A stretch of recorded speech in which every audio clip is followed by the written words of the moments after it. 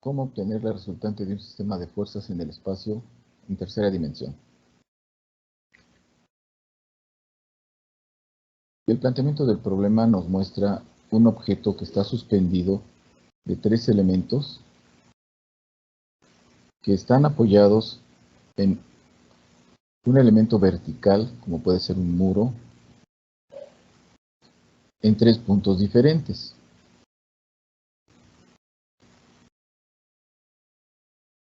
Denominamos los puntos de unión de todo este sistema con literales minúsculas. El punto en el cual se suspende la carga, que es de 50 newtons, lo denominamos con la literal A, y los extremos de los elementos que soportan la carga con las otras literales, B, C y D. Están en un mismo plano, pero a diferente altura.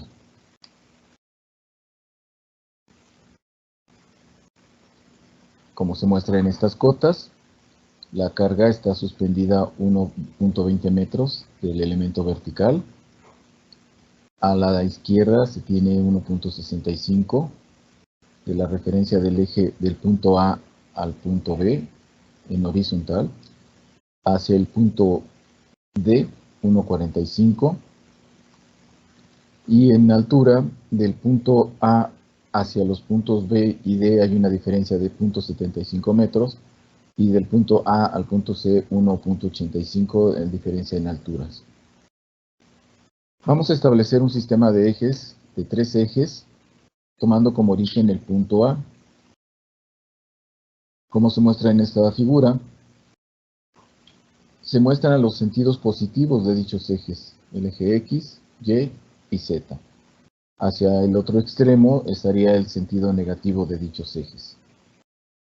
Vamos a utilizar una pequeña tabla para organizar los datos que vamos a ocupar.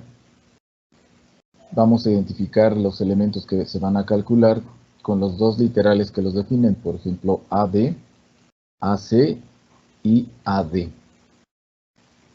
En la siguiente columna de esta tabla vamos a poner las coordenadas en el orden X, Y, Z, considerando los recorridos positivos, negativos que se tengan que hacer para ir de un punto a otro. Con ello vamos a calcular una distancia auxiliar. Por ejemplo, para el primer punto de A a B, primer recorrido de A a B, podemos definir el recorrido. Por ejemplo, si iniciamos en A y vamos a llegar al punto B, recorreremos sobre el eje X, en este caso sería en sentido negativo,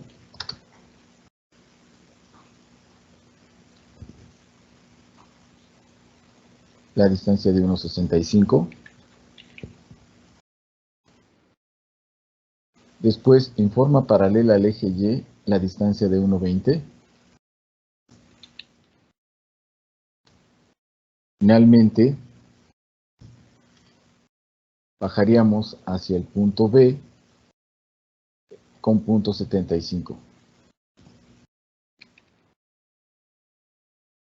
Este sería el recorrido que haríamos desde el punto A al punto B siguiendo la secuencia X, Y, Z. Así lo haremos para los otros elementos.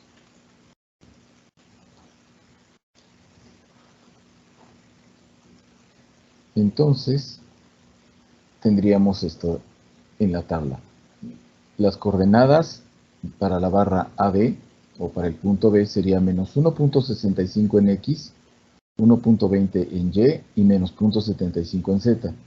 Para ir del punto A al C no hay que recorrer sobre el eje X, se empieza recorriendo sobre el eje Y 1.20 y se sube 1.85 como se muestra en estas coordenadas. Y para ir al punto D se recorrería 1.45 en X en el sentido positivo, luego 1.20 en Y se descendería a menos 0.75 como se muestra con estas coordenadas. Con estas coordenadas se debe calcular una distancia auxiliar utilizando esta expresión, en la cual elevamos al cuadrado cada una de estas coordenadas, hacemos la suma correspondiente y aplicamos la raíz cuadrada, para obtener esta distancia auxiliar que se muestra en esta columna. Esta distancia auxiliar es una suerte de hipotenusa y cada una de las coordenadas representa un cateto adyacente en cada eje.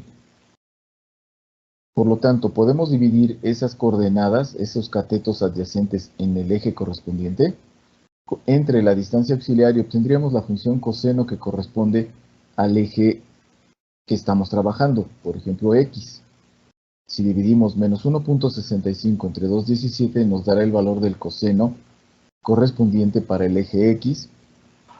Si dividimos 1.20, que es la coordenada en y, entre 2.17, obtendríamos la función coseno para el eje y. Y finalmente, menos 0.75, que es la coordenada en z, lo dividimos entre 2.17, nos dará la función coseno para el eje z.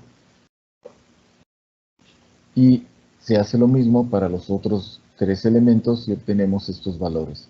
Estos cosenos nos están indicando cuál es el ángulo que en tercera dimensión se tiene para estos elementos respecto a cada uno de los ejes. Si multiplicamos cada uno de estos cosenos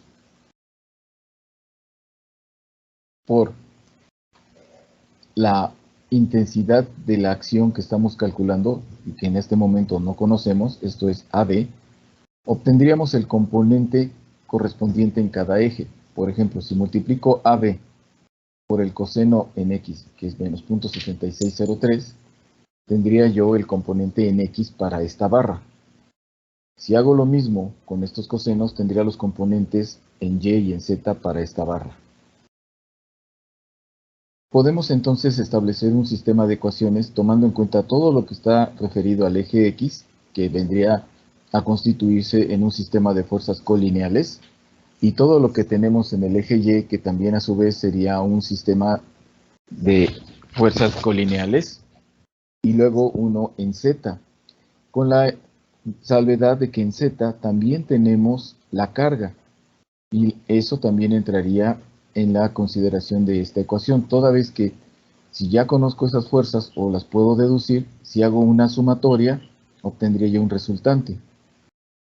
Y en Z tendría que sumar esos tres componentes más el efecto de la carga y me daría una ecuación. Entonces, estas ecuaciones establecidas quedarían de esta forma. Vean, todo lo que está en el eje X se hace una sumatoria. Menos 0.7603 por AB, más, en este caso no hay componente en X, pero dejamos aquí mostrada la incógnita AC, y luego más 0.7178 por la incógnita AD. Toda esta sumatoria corresponde al eje X y debe valer 0 para lograr el equilibrio, y con esto se constituye la primera ecuación. Hacemos lo mismo con lo correspondiente al eje Y, 0.5529 por AB, 0.5455 por AC y 0.5940 por AD. Esto es una sumatoria en el eje Y y debe valer 0.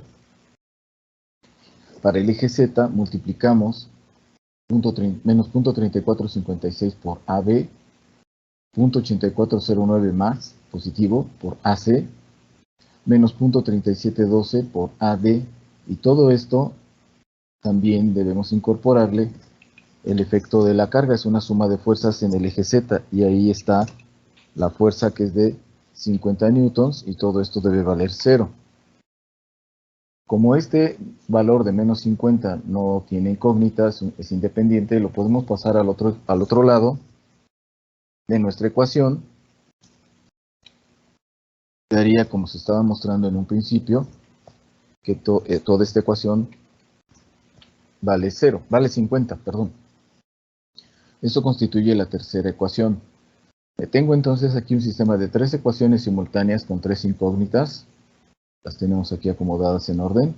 Y podemos aplicar cualquier método algebraico que nos permita resolver este tipo de sistemas, y obtenemos con ello el valor de las incógnitas que estamos buscando.